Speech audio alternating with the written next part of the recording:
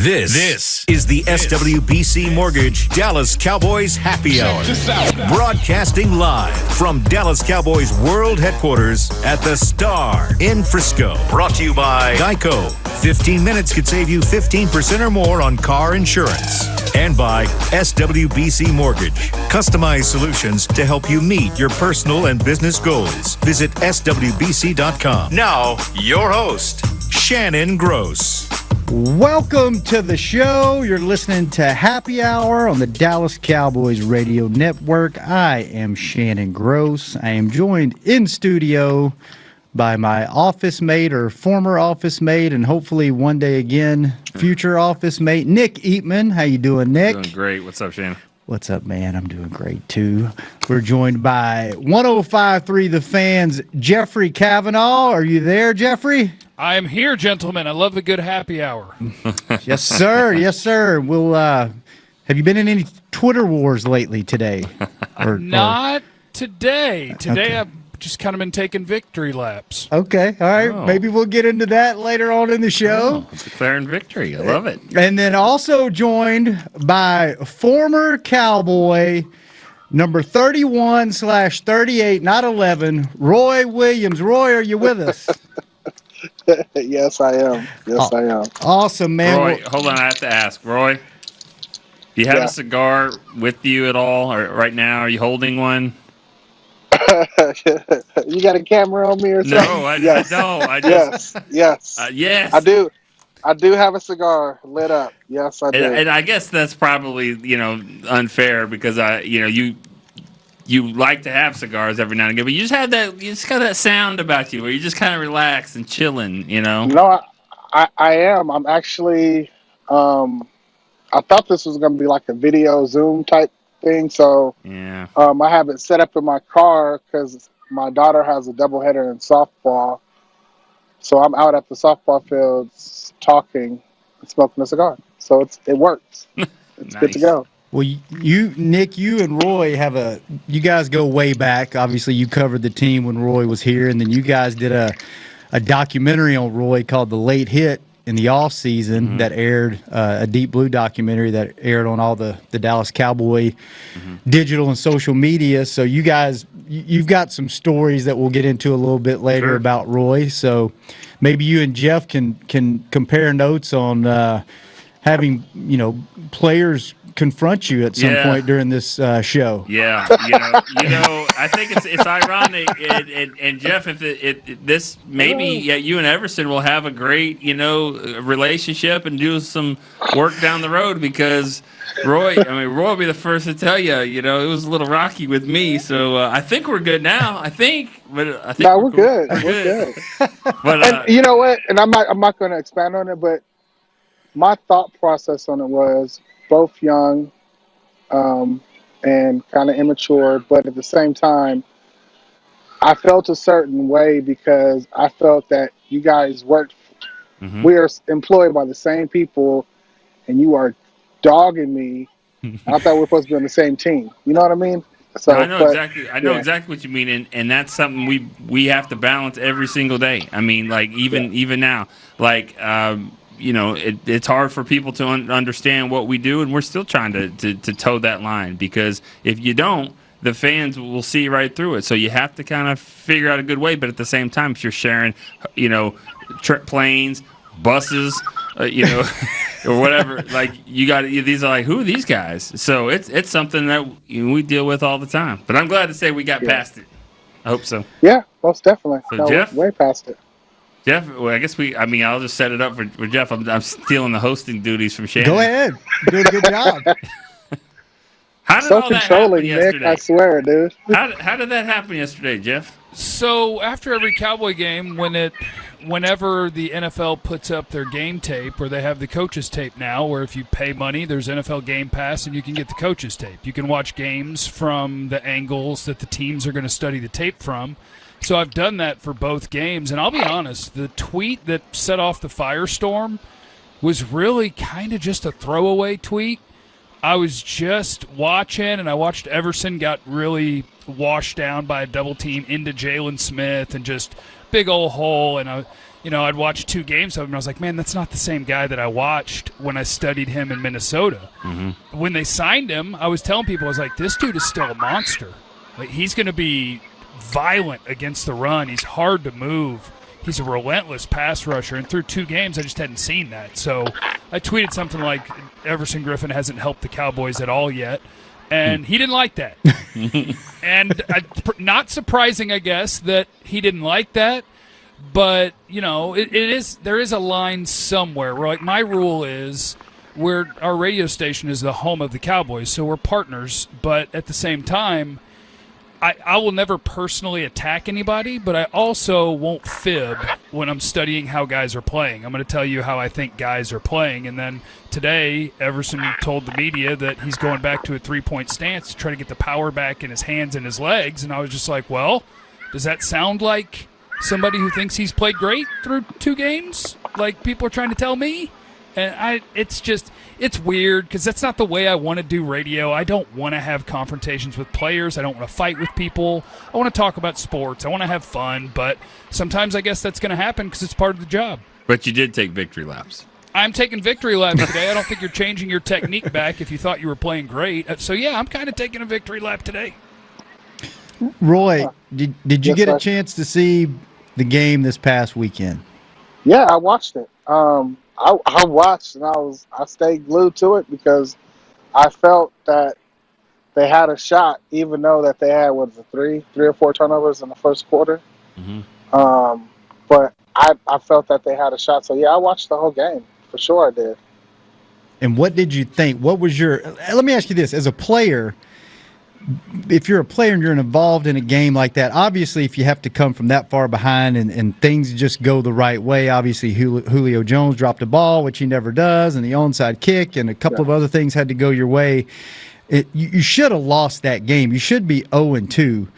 As a player playing on that team, does the victory kind of wash away all the bad and it gets you back on track and focused, or do you still think, you know what, we should be 0-2 after that? Well, they're not 0-2, thank God. But it could have easily went the other way, and they could have easily be 0-2. But I feel that you can't overlook the simple mistakes of ball security. So. Yes, they have a lot. Every game, even if you feel like you have a perfect game, you still have room for improvement. So I feel that they still have room for improvement.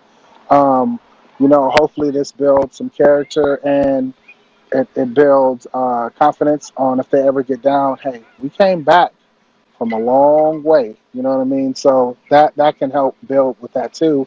And it just.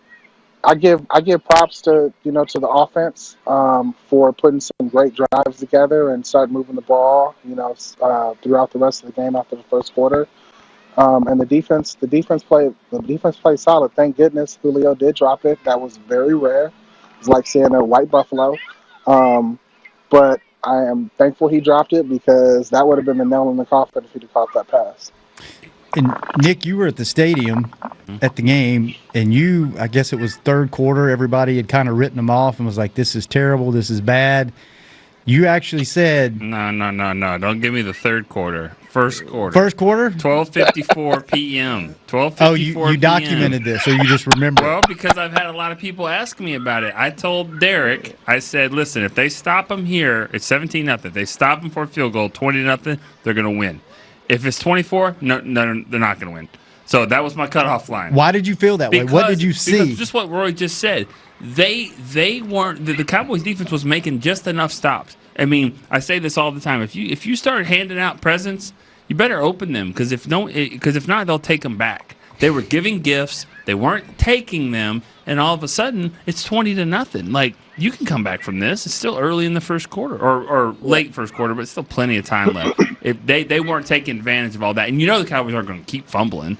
So I just thought, you know what, they still have a shot here. They still have a shot to come back in and win this game, and I mean they did. I mean it wasn't like I was pushing all chips in like they're going to win and stand on the table, but I'm like just don't close the book on it yet. Yeah. Can I ask Roy, I'm curious, because we were talking about this one today. If you redo that onside kick 10 times, the Falcons might fall on it 9 or 10 times. So a lot of people say, hey, you should have lost that game. But the difference in like how you're feeling when you go home and when you go with your teammates in the locker room, how big can that be going into the next week, or as sort of a momentum game when it's like, dude, there is no way we were supposed to win that game, and we did? Yeah, I mean, they dodged a bullet. They truly did. And honestly, the that onside kick, I mean, I honestly still can't fathom. Like, I'm watching, like I'm talking, but I pause because I'm literally watching that ball spin into an area where there's like 3 or 4 Falcons around it, and then they let a Cowboy defender get in between them and then fall on it. Like, what? Like, I'm still mind blown. Like, because they all had an opportunity to just rush the ball and fall on it, and they didn't. But that I mean, it just, they know that they dodged a bullet. They know that they didn't play well. I feel that them going into the game, no one ever expects to fumble 3 times or 4 times in the first quarter and, spot a team 20 freaking points. But they know that they can play better. And I feel that them knowing that they can play better in the way they finish out the three last quarters, if they take that mentality into every game, they're going to be in every game, and I think they know that. They just have to cut out the MEs, the mental errors. It was a crazy play that, I mean, the more you look at it, the less it makes sense. It's like the first time I saw it, I was like, oh, it's rolling 10 yards. But the more you see it, and you're like, what the heck? Like, social distancing stops on the field. Like, you don't have to do that. Like, you don't have to just get. It was like they were just sitting there. You know what, Jeff? You've probably seen this. I mean, Shannon, Roy. I don't know if y'all watched is it curling? Where they're just they're sitting there just looking at it, and they're like, come on. And they're like, trying to scoot it along.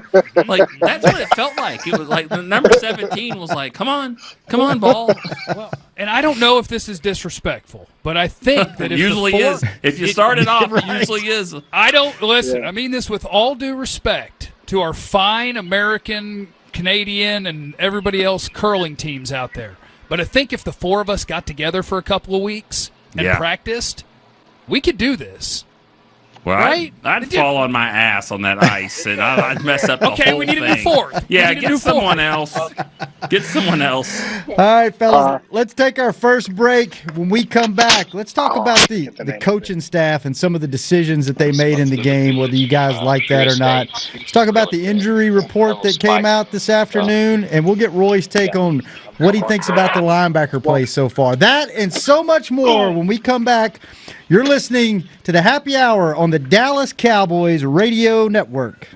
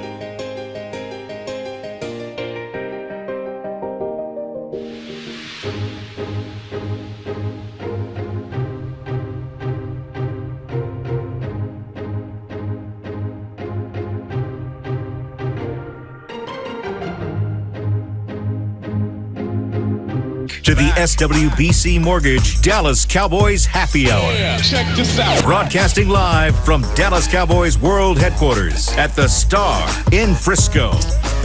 We are back with very special guest Roy Williams, former Dallas Cowboy, also joined by Nick Eatman, Jeff Kavanaugh, and I am Shannon Gross. And Nick, did you know that at SWBC, customized solutions for individuals and businesses are just a click away? Yes, you told me last week about the exact same time, and I know it's one click away. And the week before, I think, too. Yeah. Last week I didn't know. 2 weeks, but I know now. I know now. I got it. Well, go visit swbc.com to learn more and start your next adventure. And before we get back into the current Cowboys, Roy, have you ever been a part of a game where, for all intents and purposes, you were out of the game and somehow the team came back and you guys wound up winning it in the end? Yeah. Oh, yeah, for sure. I want to say 2000, maybe 3, when we were playing New York, and Quincy Carter led us back on a drive to win we won the game. I think Billy Cundiff was a rookie that season, and he kicked maybe a 40 or 50-yard kick. Billy Cundiff, haven't heard that in forever. Mm-hmm. I know, right? 7 goals. Yeah. But yeah, we came back. I want to say it was either 2003 or 2000. I want to say 2003. Yeah. 2003 was but yeah. 35-32 in overtime, if that sounds Yep. right. Yes, sir. That was it. Yep. And Nick, you have a good memory of a game where they came back. Yeah, huh? I was kind of hoping that Roy would give you a different game there, but the one that Oh, you talking about Philadelphia? Yeah, that's the one I was thinking. Yeah. Because the same thing, 20-7 with about 5 minutes to go, and scored twice. And McNabb just tried to throw one on the sideline, but Roy, you can take it. You can take it from there, just like you took the ball. I was fortunate to be in the right place at the right time. I got an interception and ran it back, and Brady James had the leading touchdown block for me against McNabb. He got hurt, and actually that game, Parcells, I don't know if he went to the funeral and then came to the game, but his brother had passed away, and I actually gave him that ball that I intercepted from McNabb. I gave it to Coach Parcells. Yep, that's the story I was going to tell. And the other side of that, from what I heard, Roy, is that yes, he did have Parcells went. It was a Monday night game. He went to the funeral in New Jersey that Monday, so it just kind of worked out. His brother had passed away, and his brother was a running back at Army. So after the game, he's walking out, and the media relations director, Rich Dalrymple, said, "Hey, what you got there?" And he's like, "Roy gave me the game ball. Roy scored the touchdown, gave me the game ball." And he goes, Coach, your brother wore number 31 at Army," and with tears in his eyes, Parcells just goes, "Heck of a day." And that's about all. That's all you get out of Bill. Really, it's just like it was a heck of a day. But I mean, that meant a lot. I'm sure it meant a lot, Roy. That you did that, and definitely meant a lot that you scored a touchdown and win the game. Yeah, I mean, I didn't even know that backstory as far as Rich talking to him. Yeah, but, man, that's awesome. Yeah, and I'm still pissed, Roy, that we didn't get that story in our 44-minute documentary on the on you. Like, I was like, why? How can we not get that story in? And it didn't. I'm not the editor, but that's okay. There was a lot that wasn't. I know. It was great. We'll talk about that a little bit. Yeah, we'll get into that a little bit later. Kavanaugh, I know you have a lot of opinions. Okay. Correct? Don't you make me sound like one of those people. I have mostly responsible opinions. You do, and that as a host of a radio show on our flagship station, you get paid to have opinions. I want to know, this coaching staff is this past game they were super aggressive. They the fake punts, plural, the going for two. Do you have a problem with the aggressiveness of this coaching staff so far? Are they trying to be too aggressive and too sneaky, or do you like it?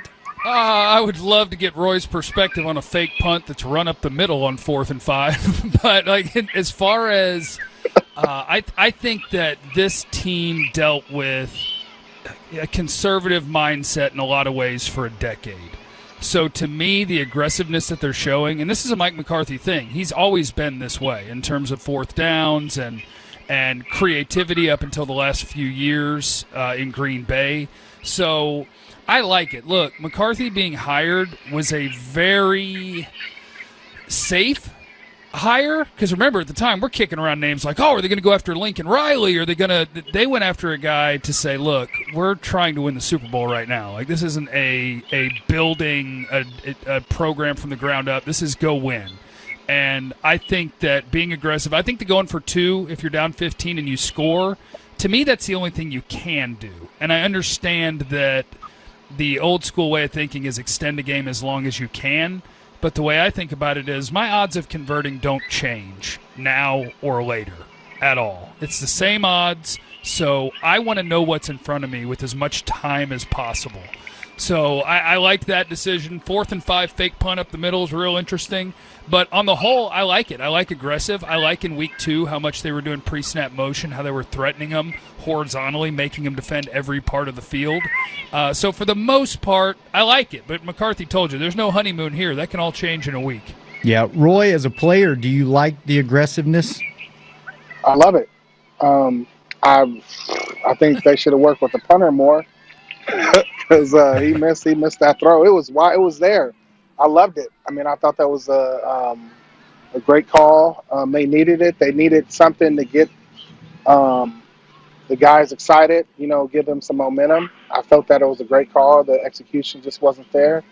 I wasn't able to see the run up the middle on the fake punt. I didn't get to see that one. Be glad. Yeah. I mean, I seen the replays and I didn't know what I was watching because I caught it in the middle. But it's just you're keeping special teams honest. But now in today's game, you rarely ever see punters get blocked. So I don't know the mindset on running right up the middle. They must have seen something that they thought could be there. But I honestly would probably want to went back to the pass play that they did the last time that they miscued on. Yeah, I agree with you there. If it's 4th and 5 and you need 5 yards, I mean, you wouldn't have run Zeke up the middle. So why are you running Darian Thompson, up there? Exactly. I'm not sure about that. Not saying that safeties can't run with the ball. Not saying that, Roy. But I'm just saying I'd rather the offense do it. But I thought it was funny, Shannon. I mean, you just asked Roy, do you like the aggressiveness? Have you ever seen Roy play? Have you seen the highlights? It's been a while, but yes, I have seen Roy play. Yes.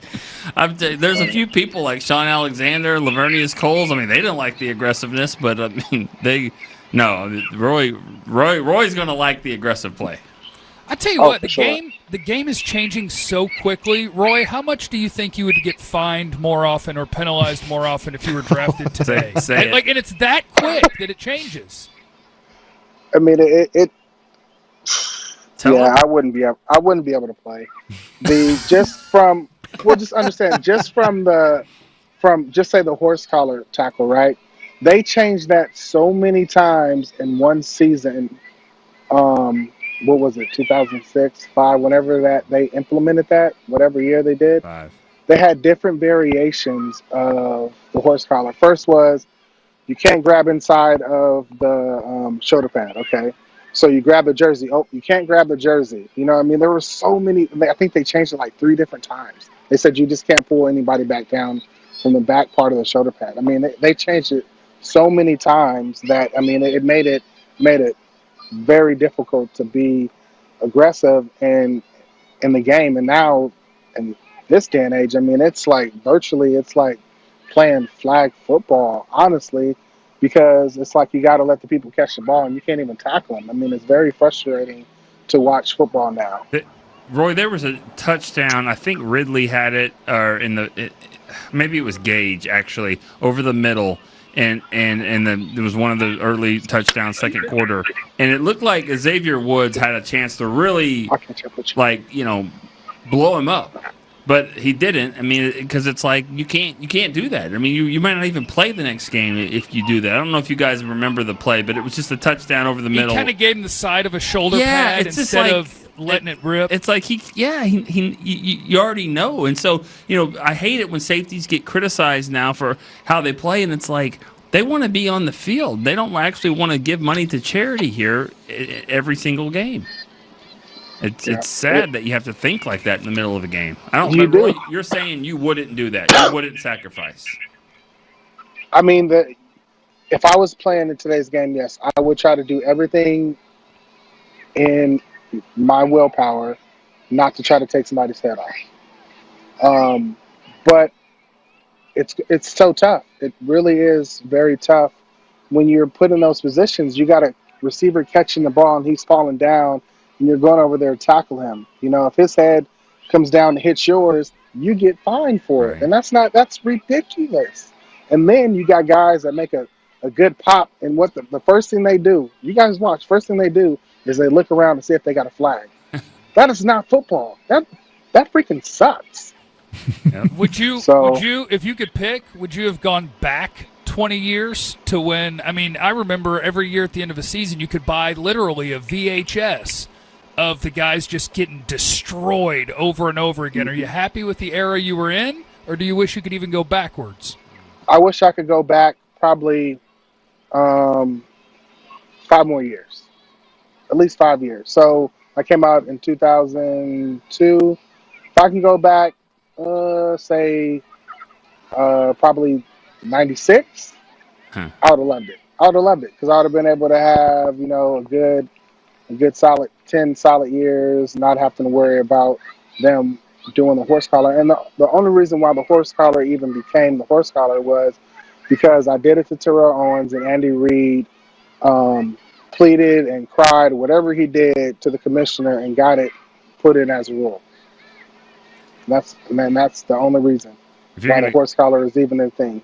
If you're going to go back, let's go to 95 and just try to win a Super Bowl, since that's the last time they won it. But, it's been a while. Jeff, that's a great question. I'm glad you asked that about the eras, because the documentary that we did, and I love the fact, Roy was like, the whole way was just like so accommodating, the most accommodating player we've ever had, to help us with that. And he was kind of like, hey, you guys do it the way you want to do it, which we really appreciate it.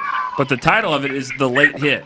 And it's not because he's running over hitting someone after the whistle. It was exactly what you just said, Jeff. It was the fact that he was in the wrong era. He was the next Ronnie Lott, but they didn't want Ronnie Lott anymore. Yeah, that's the bad part. He is Darren Woodson said he would have been a Hall of Fame player, the best safety to ever play if he's in the 80s, 90s, maybe even 2000. Or 80s and 90s. Let's talk about that when we come back. Let's talk about the documentary. Nick, you were super involved in that. You went up and talked to Roy, interviewed him. Let's talk about that whole process. We'll get into a little Cowboys, Seahawks when we come back, and a lot more when we come back on the Happy Hour. You're listening to the Happy Hour on the Dallas Cowboys Radio Network.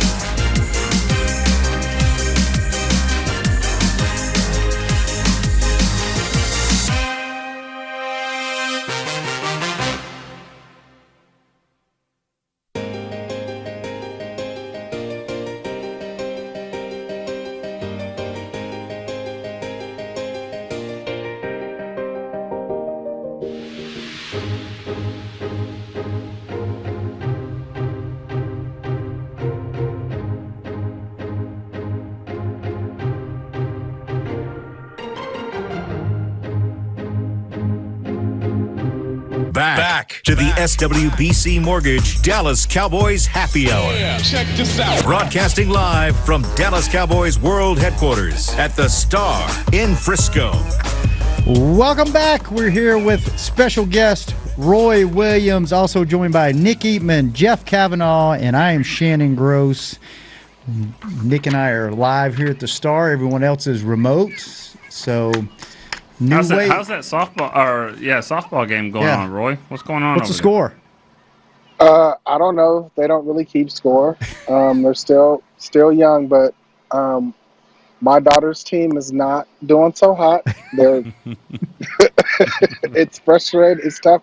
Being an athlete, it's tough to watch, and it's tough to keep my mouth shut because at my daughter's age, what is she, 7 right now? She's really not real interested, but we have to get her involved and get her into sports or get her to do something besides looking at a tablet, watching TV.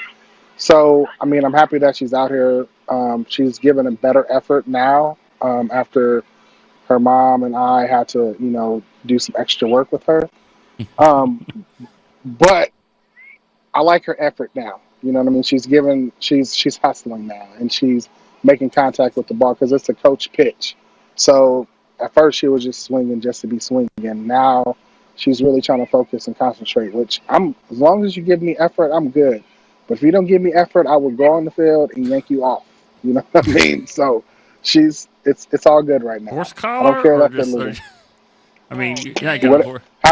Whatever I can do to get my hands on her. If it has to be a horse collar, it's a horse collar. But I will. She knows I will yank her too because I don't play that. Jeff, Nick got to ask Roy a lot of questions when he went up for this documentary. So before we get too far into this documentary, what question or questions would you like to ask Roy? Boomer. Sooner. I'm good. Yeah. Well, Nick, you got to go up. Yeah. And you guys did this documentary. What was the premise of the documentary, and then what was that experience like? Well, honestly, I felt like that, when people talk about Roy, they think about the big hits or the horse collars or whatever. And the sad part of it is just how, I don't know if they remember just the dynamic catalytic player that he was. That's exactly the player that they needed him to be, and they just didn't have enough guys around him. But I mean, and then they changed the rules around him. But like the calling it the late hit, like I said before, it just shows that like this was the player that they wanted. This was the player that they needed.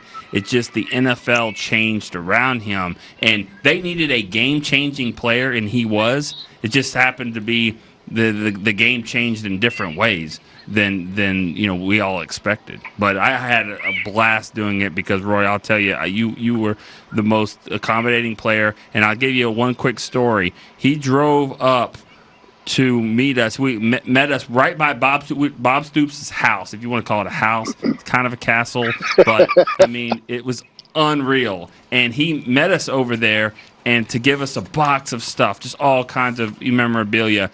Probably had 102 temperature there. I mean, you were not in good shape there, and but he gets out of his house, goes and does that. I mean, that was just one of many things like that. Drove up to Norman, which is 45 minutes from his house, maybe 30 minutes. An hour. Hour and 2 hours. Yeah.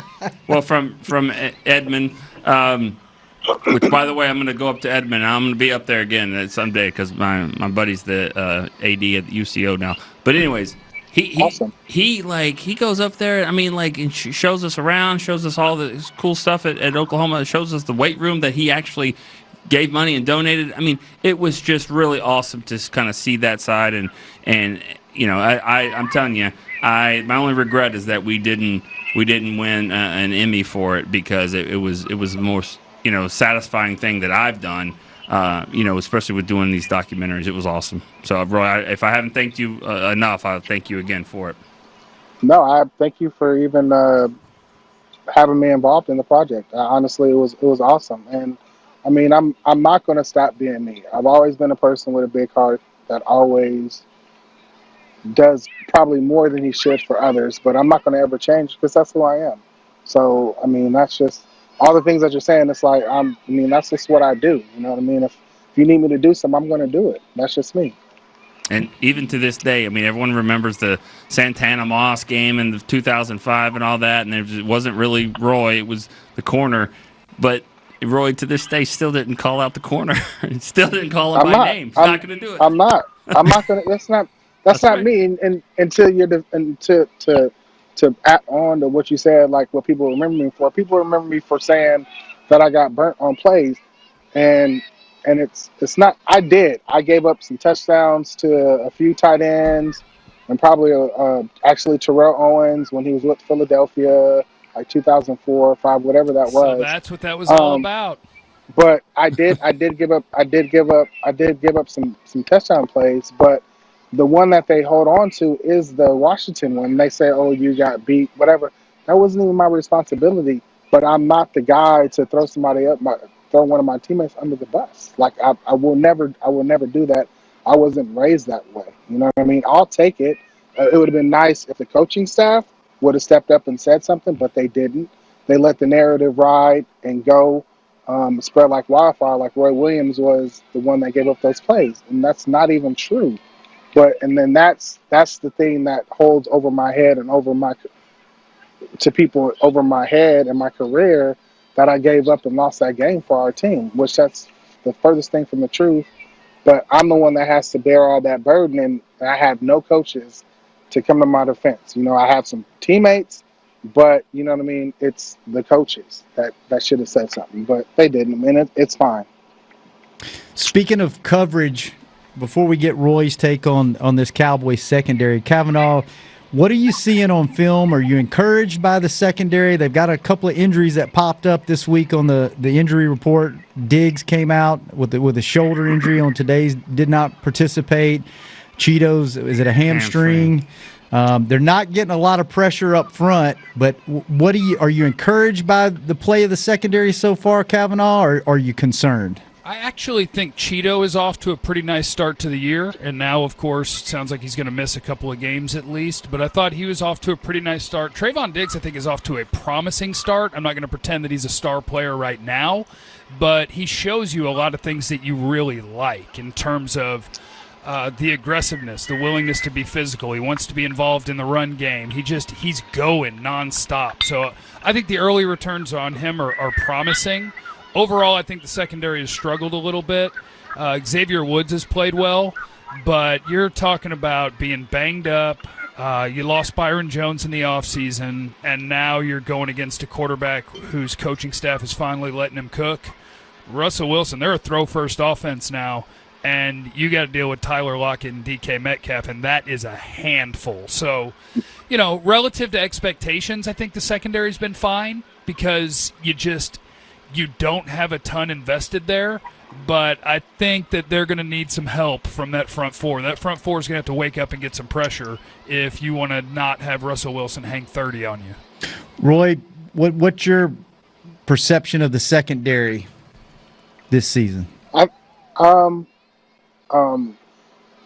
I agree. They do have a lot of promise. I feel encouraged that they are competing. You know, they're just not letting people catch the ball on them.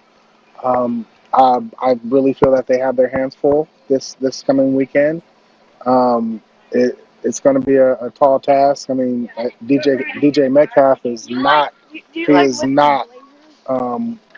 one to take lightly. I mean, I've seen his warm-ups catching those one-handed catches, and I mean, his vertical is ridiculous. So I think they have I look forward to seeing how they respond to this task going against Seahawks. Nick, what do you think about the secondary so far? I think, you know, I agree with both of them. I definitely agree with the last thing that Jeff said, though, about the pass rush. I mean, this team was built. You know, they let go of Byron Jones, and then they added Aldon Smith, they added Everson Griffin, they added Gerald McCoy. Of course, that didn't work out, but they were adding a lot of beef up front to try to really get a pass rush that we haven't seen just yet. So that was supposed to kind of offset some of the inexperience in the secondary, and so we haven't seen that. But yeah, I think the corners are battling. They're doing they're doing the best they can. I mean, they didn't let Julio Jones beat them. I mean, they didn't. The other guys tried and it got really close, but I mean, they have faced 2 quarterbacks now that have been in the Super Bowl in the last 4 years, and they're about to face another one here, I guess, in Russell Wilson. So, I mean, they're facing some offenses that are experienced and pretty good. Let's talk about who they're facing in Russell Wilson. Let's talk about the similarities between Russell and Dak and some other things pertaining to the game. When we come back, we're going to take our final break. You're listening to the Happy Hour on the Dallas Cowboys Radio Network.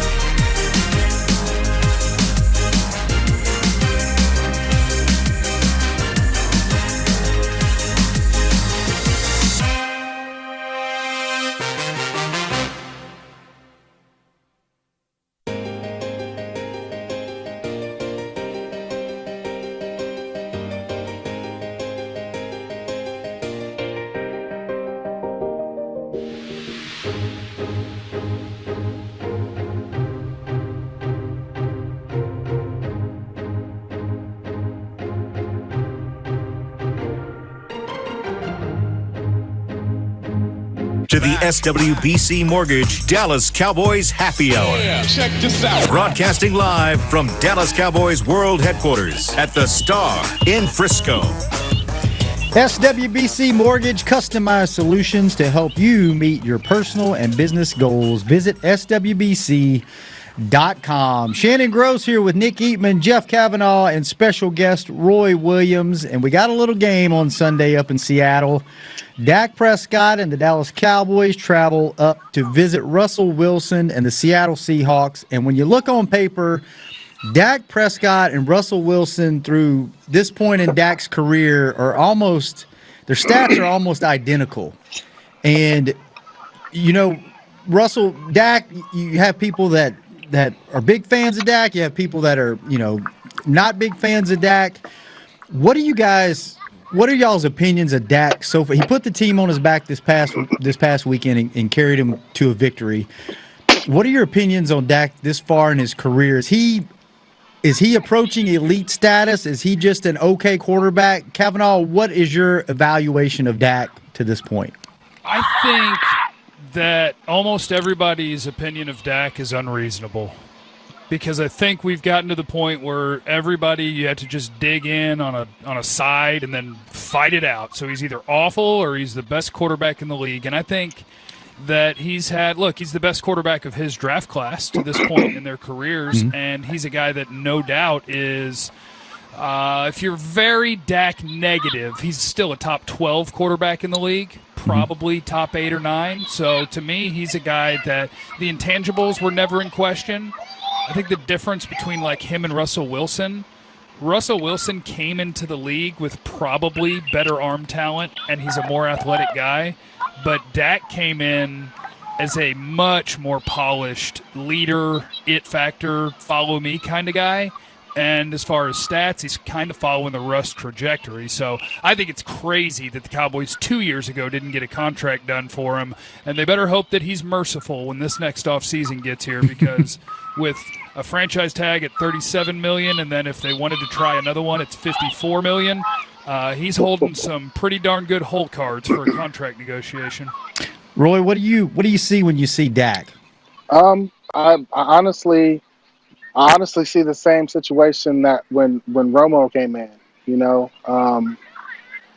was putting up these stats and everybody was praising Romo, right? And now that Dak is doing it, and Dak is doing pretty much identical or even better. I think they're identical in stats, in like over 400 yards, and Dak's record compared to Tony's record when throwing over 400 yards, I think Tony's 0-5 and Dak is like 4-1. And for people to say that, Dak, whoever's critical against Dak, I mean, did you have that same energy towards Tony when Tony was putting up those type of stats?